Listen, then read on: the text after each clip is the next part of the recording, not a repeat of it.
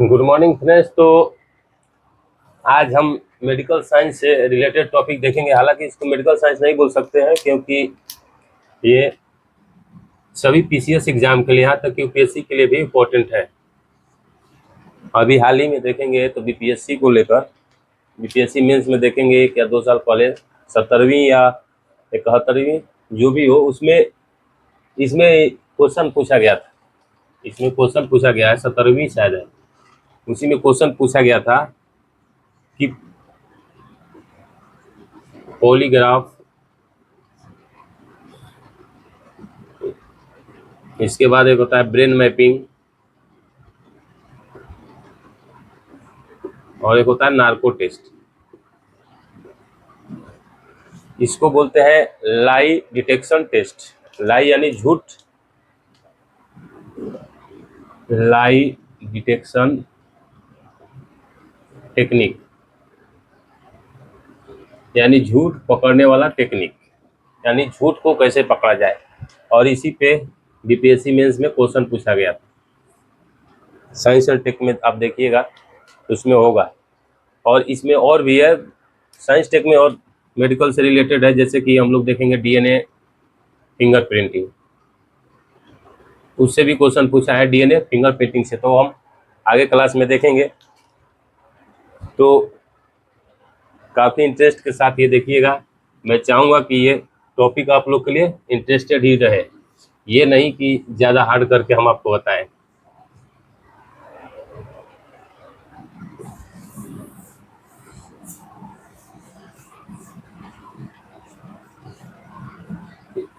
इसमें पहले एक टर्म जानिए, डीडीटी। डीडीटी ये वो वाला डीडीटी नहीं है जिसका आप लोग छिड़काव करते थे। तो इस डीडीटी का मतलब होता है deception detection technique. Deception detection technique, deception मतलब धोखा, धोखा, डिटेक्शन आप जान ही रहे हैं, डिटेक्ट करना, टेक्निक आप जान ही रहे हैं, यानी तकनीक। तो धोखा पकड़ने वाला टेक्निक, यानी धोखा कैसे पकड़े किसी का, उसका टेक्निक, उसी को बोलते हैं detection, detection, deception detection technique. इसमें एक जानिए साइको, एक और टर्म आता है साइकोसोमेटिक इंटरेक्शन। आप लोग इसको लिखते रहिएगा साइको। हम इसमें आगे और भी एग्जाम्पल के थ्रू आप लोग को समझाएंगे, लेकिन पहले आप ये देखिए, इसके बाद आप लोग इसको लिखते चलिएगा। साइकोसोमेटिक इंटरेक्शन ये क्या है? साइको मतलब मन, आदमी का मन या आत्मा, सोमेटिक और इंटरेक्शन, यानी इसका मतलब ये हुआ, साइकोसोमेटिक मतलब कि जो आत्मा यानी जो मन में चल रहा है उसका प्रभाव कहाँ दिखता है? बॉडी पे दिखना है। यानी साइको मतलब मन या आत्मा, आत्मा के अंदर जो विचार चल रहा है, यानी मन के अंदर जो विचार चल रहा है उसको क्या हो, शरीर पे दिखने लगता है, वो शरीर पे दिखने लगता है, उसी को बोलते हैं साइकोसोमेटिक इंटरेक्शन। जैसे मान लीजिए, एक एग्जांपल ले लीजिए, मान लीजिए आपकी कोई गर्लफ्रेंड होगी, मान लीजिए आपकी कोई गर्लफ्रेंड है। आजकल बच्चों को गर्लफ्रेंड पर ही बात ज़्यादा समझ आती है, तो मैं उसी को पकड़ कर लेकर चल रहा हूँ।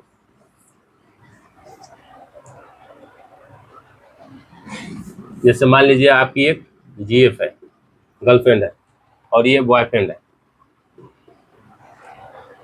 तो इसने क्या किया, मान लीजिए कभी आप लोगों में बातचीत हुई होगी, बातचीत होती होगी तो कभी लड़ाई भी होती होगी, आपस में लड़ाई हो ही जाती है।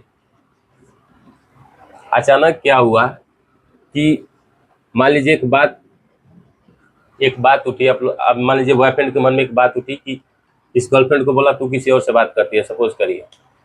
तो इसी बात को लेकर इससे क्या हो गई, लड़ाई हो गई। लड़की बोली हम नहीं करते हैं, लड़का बोला तू करती है, तो हमको प्रूफ दे, ये दे, वो दे, फलान दे। तो इसमें क्या होता है कि टेंशन बढ़ते बढ़ते इसमें लड़ाई हो जाती है। मान लीजिए लड़ाई हुई, लड़की ने क्या किया, इसको ब्लॉक कर दिया। लड़की ने इसको ब्लॉक कर दिया, किसको, अपने बॉयफ्रेंड को ब्लॉक कर दिया। तो जब ये इसको ब्लॉक कर देगी तो आप लोग देखे होंगे कभी कभी लड़का क्या होता है कि उस स्थिति में चला जाता है कि उसको मतलब कुछ भी कोई काम करने की मन नहीं करता है। जैसे आप मान लीजिए कि इसके ब्लॉक किया, ब्लॉक करने के बाद ये कभी जाएगा, कभी शांत कहीं बैठता है, किसी से इंटरेक्शन नहीं रखता है। मान लीजिए कोई उसका दोस्त गया, बोला बाहर चल, तो बाहर नहीं जाएगा, बोलेगा नहीं आज ये मन नहीं है, आज वो करने का मन नहीं है, मतलब एक उदास बैठेगा। यानी जो बात को लेकर इसके मन में जो बात उठी, इसको ब्लॉक करने के बाद जो बात इसके बॉयफ्रेंड के मन में उठी, वो कहाँ असर डाल रही है, उसके बॉडी पे असर डाल रही है, यानी उसके जो बाहरी जो एक्शन है, जो बाहर कार्य है, उस पर असर डाल रही है।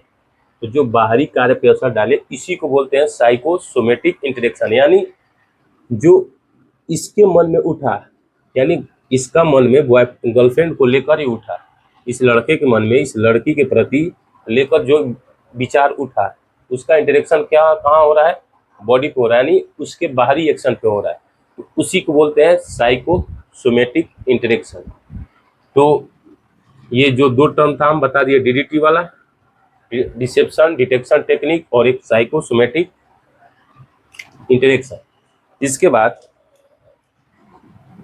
लाई आते हैं, लाई डिटेक्शन टेक्निक पे, जो हम आपको बताए कि जो 3 तरह का डिटेक्शन टेक्निक होता है।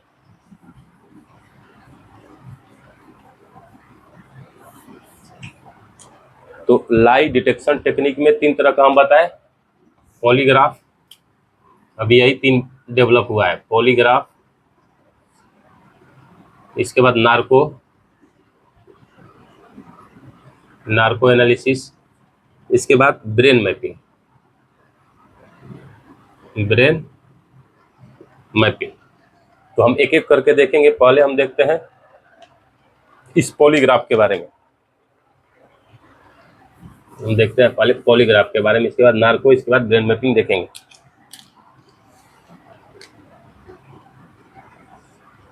पॉलीग्राफ, इसकी भी अगर बैकग्राउंड लिया जाएगा, हिस्टोरिकल बैकग्राउंड, तो खैर उससे मतलब नहीं है, लेकिन एक हिस्टोरिकल बैकग्राउंड देख लीजिए। तो इसमें क्या हुआ कि इटली में एक राइटर हुआ, इटली में एक राइटर हुआ जिसका नाम था कैम्ब्रोसो, जिसका नाम था कैम्ब्रोसो। उन्होंने एक किताब लिखा जिसका नाम था क्रिमिनल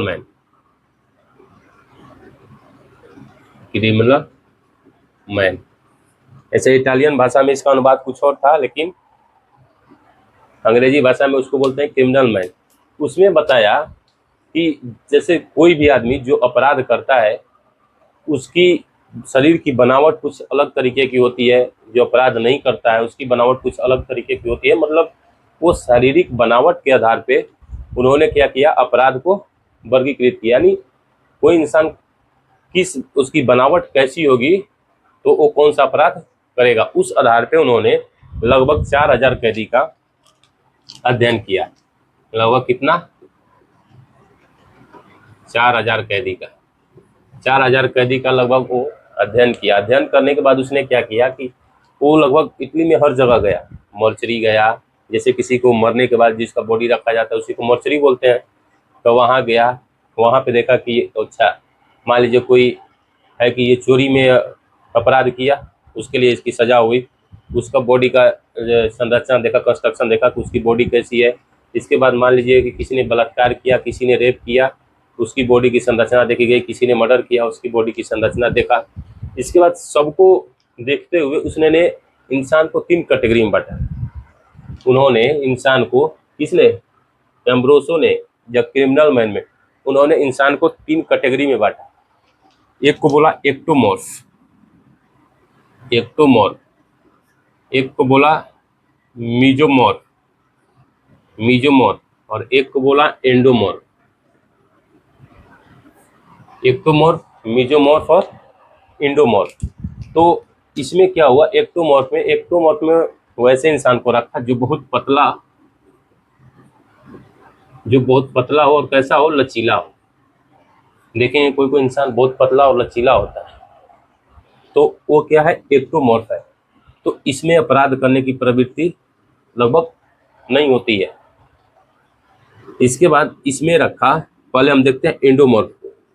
इंडोमॉर्फ में इसमें वो व्यक्ति होते हैं जो काफी मोटे और गोल होते हैं। यानी नहीं होता है कि कोई इंसान बहुत मोटा हो जाता है, उसको अब चारों तरफ से देखिएगा तो लगेगा कि पूरा कैसा है, राउंड है। यानी गोल शेप में होता है। तो इसी में रखा, इसकी मोटा और गोल शेप वाले आदमी को एंडोमॉर्फ में। तो मेसोमॉर्फ में इसमें भी अपराधी की टेंडेंसी लगभग नहीं होती है इसमें। और उन्होंने बताया, इसी में क्रिमिनल मैन में उन्होंने बताया, इसमें मेसोमॉर्फ में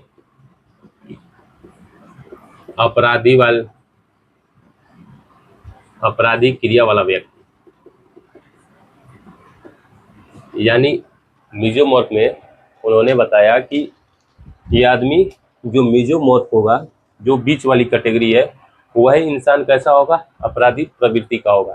तो उन्होंने अनेक स्टडी किया कि जैसे मान लीजिए कि जो रेप किया है, जो रेपिस्ट है, उसका नाक कैसा होगा, उसका बाल कैसा होगा, उसकी शरीर की बनावट कैसी होगी, या फिर जो चोरी करने वाला है तो उसकी शरीर की बनावट कैसी होगी, या फिर जिसने मर्डर किया है उसकी शरीर की बनावट कैसी होगी। नहीं, हर हर अपराध के लिए हर तरह की शरीर की बनावट उन्होंने अलग अलग तरह की वर्गीकृत किया।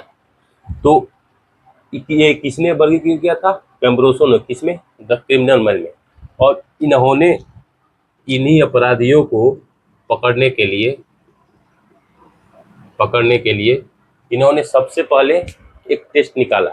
सबसे पहले क्या किया, इन्होंने एक टेस्ट निकाला। तो इन्होंने क्या टेस्ट निकाला था कि इन्होंने पहली बार टेस्ट क्या निकाला कि जैसे एक ग्लव्स का निर्माण किया। इन्होंने क्या किया, एक ग्लव्स बनाया। उस ग्लव्स को मान लीजिए आपको हाथ में पहना दिया गया, ग्लव्स मतलब दस्ताना, इसको पहना दिया गया। उसको पानी में रखा। किसने, इन्होंने एक ग्लव्स बनाया, ग्लव्स हाथ में पहना कर उसको पानी में, इस जो ग्लव्स पहना हुआ हाथ है उसको पानी में डाला। पानी में डालने के बाद उन्होंने क्या पाया कि, और उस बाकायदा क्या होता है, उससे सवाल पूछा जाता है, उस इंसान से सवाल पूछा जाता है। तो जब उन्होंने सवाल पूछा तो उन्होंने एक अनुमान लगाया कि जो इंसान झूठ बोलता है उसकी बीपी क्या होगी, ब्लड प्रेशर कम हो जाएगी। यानी जो इंसान झूठ बोलेगा उसकी बीपी ऑटोमेटिक कम हो जाएगी। तो ये पहला एक तरह से उनके लिए मान लीजिए कि वो एक इस पॉलीग्राफ के क्रम में, विकसित करने के क्रम में ये लगभग पहला टेस्ट था। यानी झूठ पकड़ने की पहली कोशिश थी कि क्या होगा, इंसान को उसमें डालो, बीपी नापो, बीपी मेजर करने के बाद वो क्या होगा कि अगर झूठ बोलेगा तो उसकी बीपी कम हो जाएगी। तो ये पहला मतलब प्रयास किया गया था। इसके बाद इन्होंने यूएसए में अनेक डेवलप हुए। लास्ट में डेवलप होने के बाद ये क्या आया, पॉलीग्राफ टेस्ट आया। तो हम देखते हैं कि पॉलीग्राफ कैसे होता है। ये इसकी हिस्टोरिकल बैकग्राउंड थी।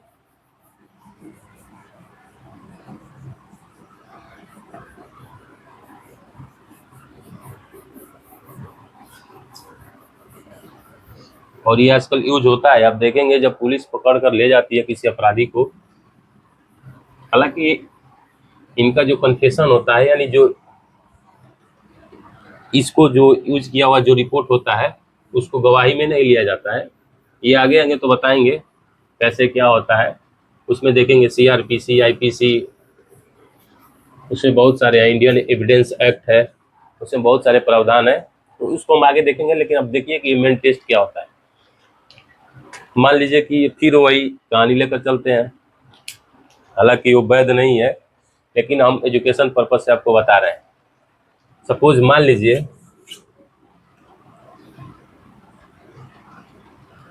एक लड़का है यहाँ और एक लड़की है। हालांकि ये होना नहीं चाहिए, क्योंकि ये राइट टू प्राइवेसी के खिलाफ है। एक लड़का है, एक लड़की है, लेकिन मेरा है कि बस मैं एक एजुकेशन पर्पज से आप लोग को समझ आ जाए, मैं इसलिए बता रहा हूँ। इसका एग्जाम्पल लेके मान लीजिए लड़का ने सोचा कि मैं क्या करूँ, अपनी गर्लफ्रेंड को चेक करूँ कि वो मुझसे झूठ बोल रही है या नहीं बोल रही है। मान लीजिए इसने पूछा कि तू और किसी से बात करती है, तू और किसी के साथ घूमने जाती है, चाहे जो भी हो। चाहे लड़की ने लड़का से पूछा कि तू किसी और से बात करता है, तू किसी और लड़की के साथ घूमने जाता है, तो इसने कहा नहीं, इसने कहा नहीं, अपनी गलती को इसने नहीं माना, दूसरी ये लड़का अपनी गलती भी नहीं मान रहा है। तो इन लोगों ने एक उपाय बनाया कि चलो हम दोनों क्या करते हैं, टेस्ट कराते हैं, पॉलीग्राफ टेस्ट। तुम्हारा भी सच्चाई पकड़ी जाएगी, हमारी भी सच्चाई पकड़ी जाएगी। तो इन्होंने प्लान बनाया कि चलो हम लोग पॉलीग्राफ टेस्ट कराते हैं। ऐसे उम्मीदनी अपराधियों पर होता है। बस मैं ऐसे एक एग्जाम्पल लेकर बता रहा हूँ ताकि आप लोग को समझ आए। इसमें क्या होता है पॉलीग्राफ टेस्ट में,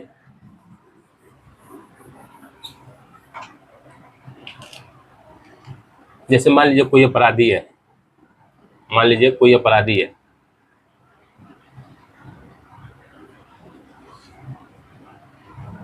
अपराधी को पहले सारा रूल रेगुलेशन बताया जाता है। ये सुप्रीम कोर्ट का गाइडलाइन है और एनएचआरसी का, नेशनल ह्यूमन राइट कमीशन का भी ये गाइडलाइन है कि आप पहले जिसको भी ले जा रहे हैं, ऐसे तो कराना वैध है नहीं। जब सेल्वी का मामला आया था 2010 में जब सुप्रीम कोर्ट में, तो इस सब सारी टेस्टों को उन्होंने क्या किया, अवैध घोषित कर दिया। हालांकि इनकी जो रिपोर्ट है उसको कन्फेशन के तौर पे यानी गवाह के तौर पे नहीं माना जाएगा। जब सेल्वी का मामला आया उन्होंने बहुत सारे इसमें तर्क दिए थे, वो आगे जानेंगे। पहले हम देखते हैं ये पॉलीग्राफ टेस्ट क्या होता है। ये मान लीजिए ये कुर्सी है, पॉलीग्राफ टेस्ट में ये कुर्सी है। इस कुर्सी पे मान लीजिए कोई ये इंसान बैठा है,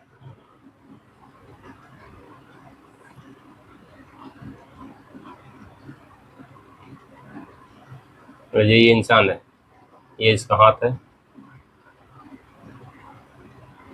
एक इसका ये हाथ,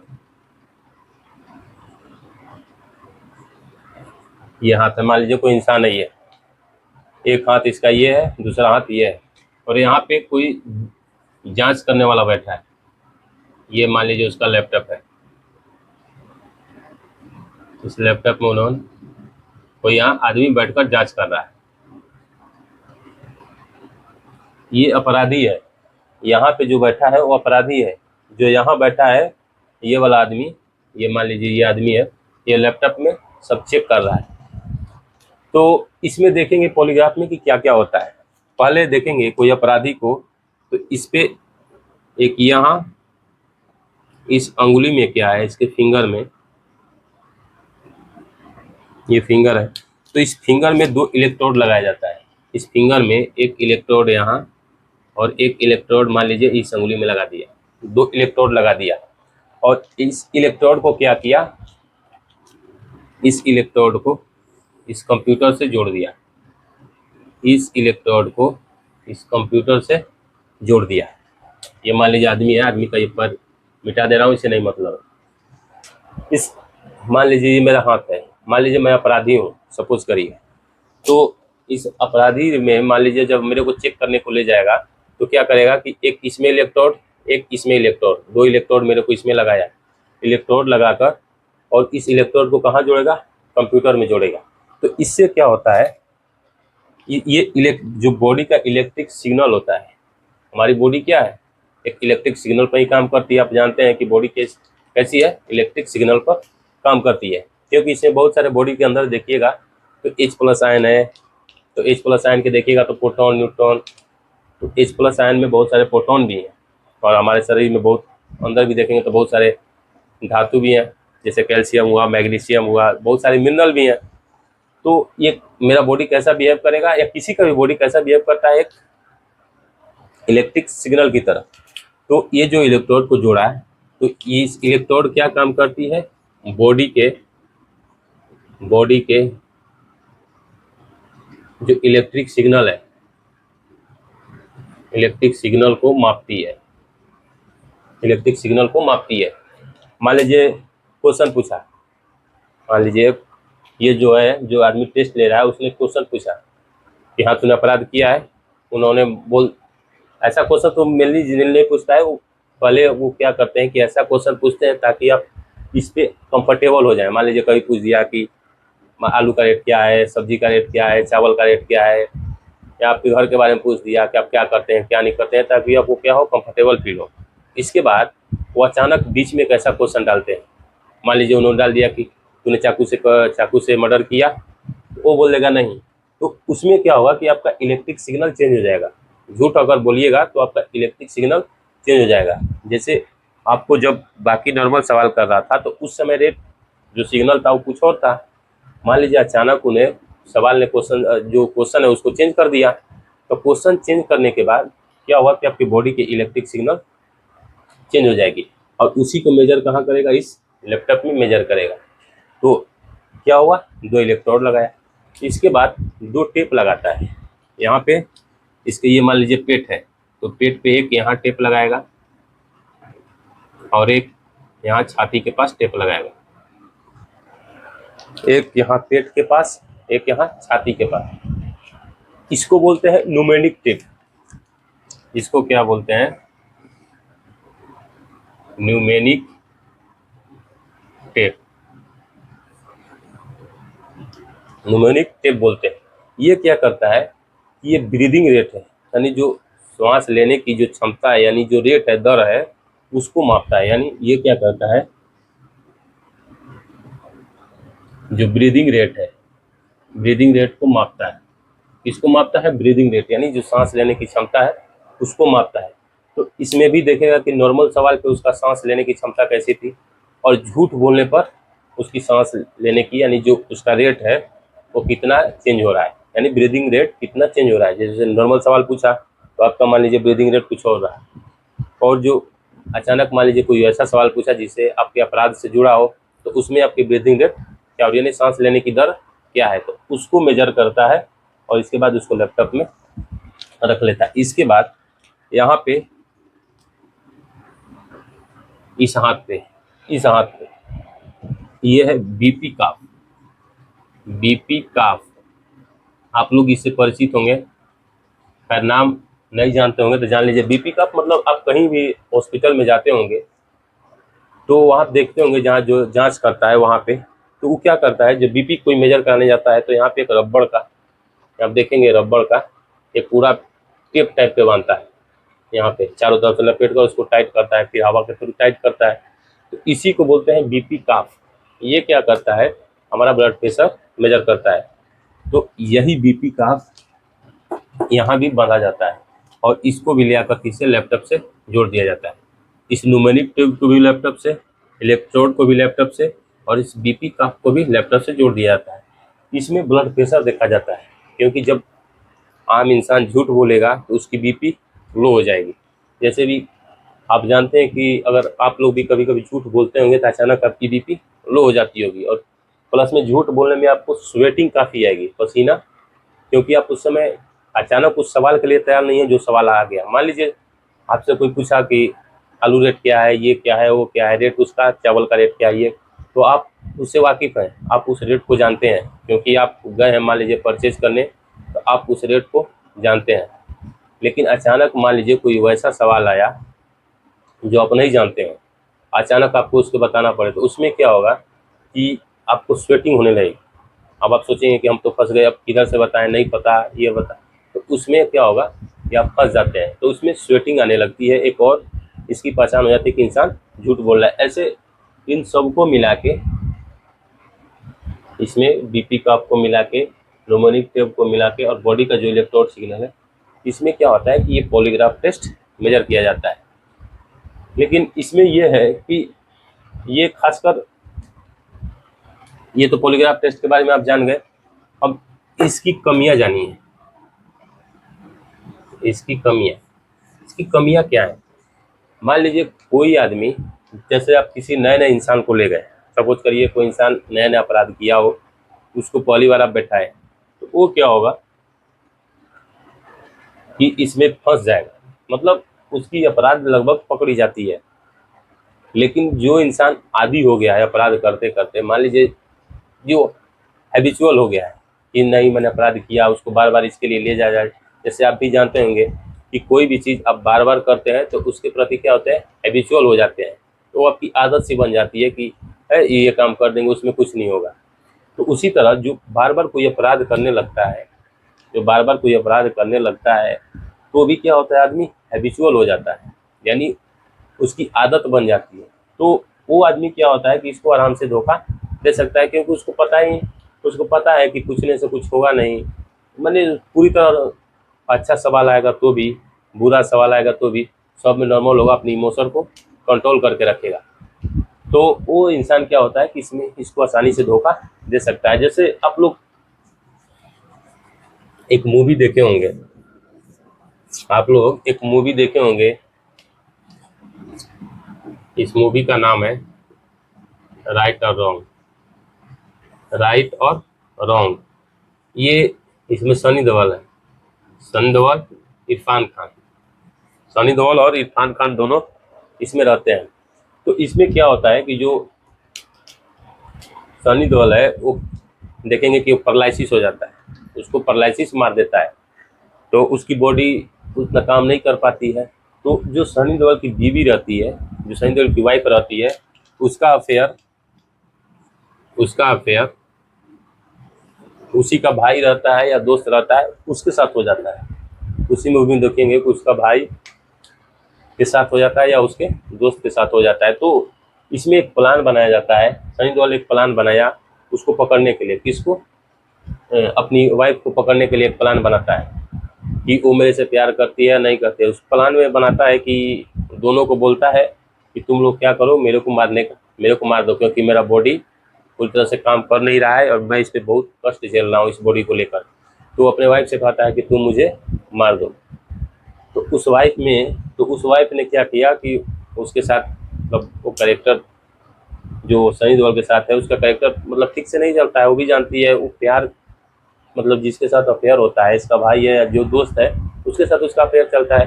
तो अपने प्यार को पाने के लिए वो सोचती है कि ठीक है, सनी देओल को अपना इमोशन कंट्रोल करके सनी देओल को मरवाना चाहती है।